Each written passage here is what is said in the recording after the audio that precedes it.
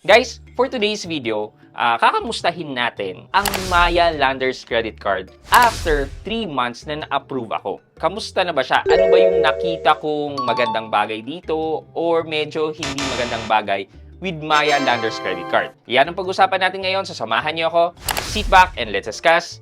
Coming right up.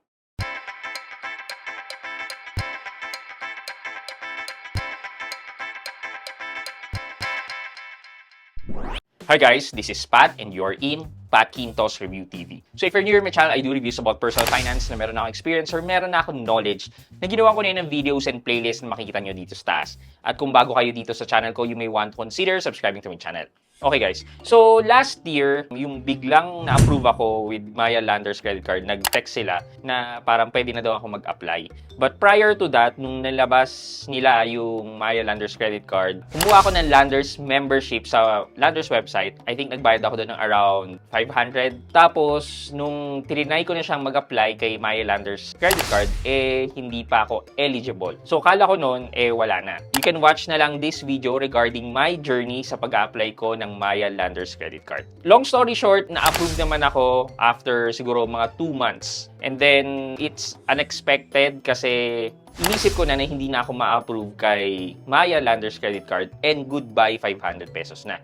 Goodbye for me kasi hindi naman ako pupunta sa Landers para mag-grocery. So, ganun na nga. Eventually, dumating nga sa akin itong Maya Landers na credit card. And this is a platinum card. So, swerte ang mga nabibigyan ng mga ganitong platinum na card kasi it's a higher tier, meaning mataas ang binibigay na credit limit. So, thank you Maya for giving me this Landers Maya credit card. And hindi ko po siya madalas gamitin. And here's my review of Maya Landers credit card 3 months after kong ma-approve.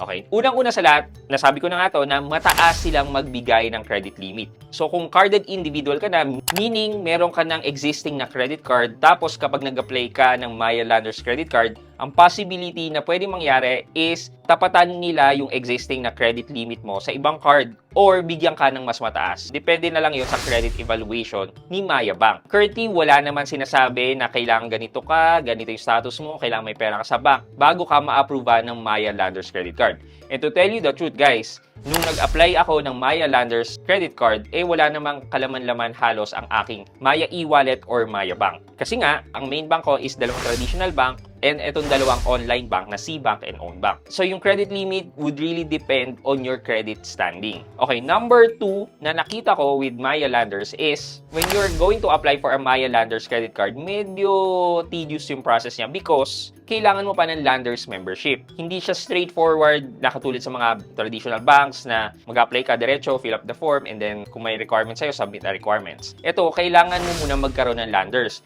So, ako, hindi naman ako talaga nagpupunta ng Landers. Nasabi ko yun sa inyo kanina. Ginawa ko is nag-apply ako online. So, nagpunta ako ng website ng Landers. Doon ako nag-enter ng information ko and nagbayad ng pang Landers membership. After ko magbayad, naging member na ako. However, hindi ko pa makita kung saan ko makikita yung membership number. So, kailangan ko mag-download ng Landers app. Tapos, from the Landers app, doon ko nakita yung aking Landers membership number. And then, after ko makuha yun, lilipat ka na ng Maya app and then ilalagay mo yung Landers membership number na yan dun sa Maya Landers credit card application mo. So, medyo mahaba yung process.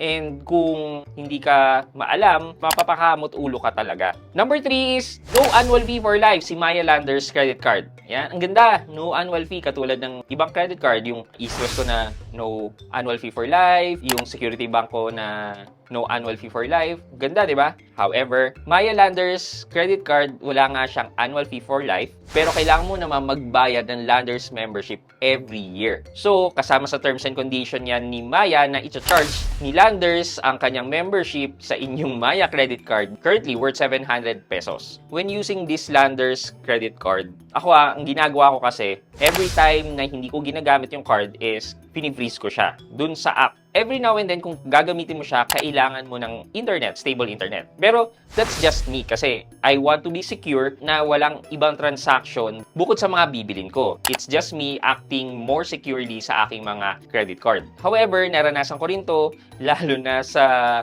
Robinson Supermarket na nasa ilalim ang supermarket nila, wala masyadong signal. Thus, ang hirap i-open nung Maya app and i-unfreeze. Yan. Kunyari naisip ko gagamitin ko yung Maya Landers credit card, nakalimutan kong i-unfreeze, mapipilitan akong ibang card na lang ang gamitin. So yeah, basically, kailangan merong stable internet all throughout sa paggamit mo dahil sa pag-unfreeze and freeze ng inyong Maya Landers credit card. However guys, sabi ko nga, that's just me. Number 4 reason, wala pa siyang ganong features maliban sa cashback. With regards naman dun sa cashback nila, well, kahit gumamit ka ng gumamit at magkaroon ka ng cashback, itong cashback naman na to ay magagamit mo lang sa Landers. So, since this is a tie-up between Landers and Maya, talagang yung benefits na makuha mo ay pang Landers. Kaya kung nagla-Landers grocery ka, edi well and good for you.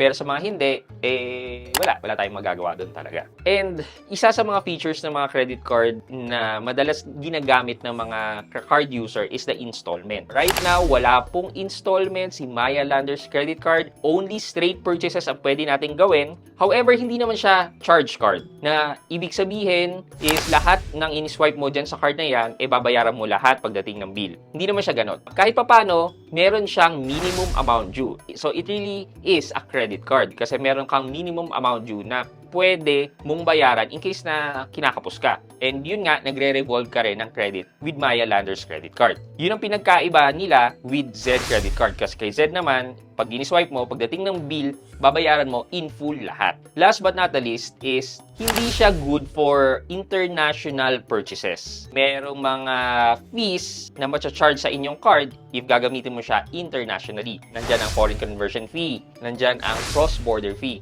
Instead na gagamitin mo siya internationally, mapapadalawang isip ka mag-cash or mag-other card na lang na may mas mababang foreign conversion fee or walang cross-border fee. Sana ma-improve ni Maya itong mga fees niya when using this internationally. Kasi kahit naman nandito tayo sa Pilipinas at hindi naman tayo lumalabas ng ibang bansa, pero kunyari ang pagbibilan mo is an international website, well, matcha-chargean ka pa ng other fees dyan. And also na lang, in terms of pagbabayad naman, na-appreciate ko rin si Maya kasi napakadali magbayad kay Maya. You just need to put money in your electronic wallet kay Maya and then you can go ahead sa credit card tab and just pay your dues. Ibabawas ni credit card yon dun sa inyong Maya electronic wallet. Napaka-seamless and it reflects real time. Dapat ganito na talaga lahat ng mga credit cards nagre-reflect na real time. Hindi man siguro yung interbank payments, pero yung mga banks na merong savings offering, pag nagbayad ka sana doon using your savings dun sa bank na yon, sana naman mag-reflect na real time. So for our question of the day and based on na review natin, since mataas ang credit limit na binibigay ni Maya Landers credit card, so ano sa tingin nyo kung bibigyan kayo ng chance mamili? A credit card with good benefits but medyo mababa lang ang credit limit, or a credit card with a higher credit limit pero medyo konti lang ang benefits and features na makukuha nyo? So alin sa dalawa ang pipiliin nyo? Let me know sa comment section sa baba at may chance kayong manalo ng 1,000 pesos sa ating weekly GCash giveaway. Yun lamang po for today's video, but before we end this video, mag-shoutout po muna tayo at shoutout kay at Azumi Exodus 4274. Sabi niya, always watching, heart. At Azumi Exodus 4274, shoutout po sa inyo at maraming salamat sa panonood at pagsuporta ng aking mga videos.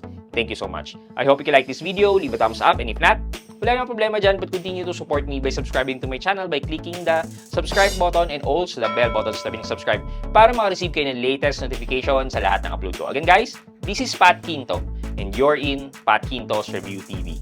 Bye-bye!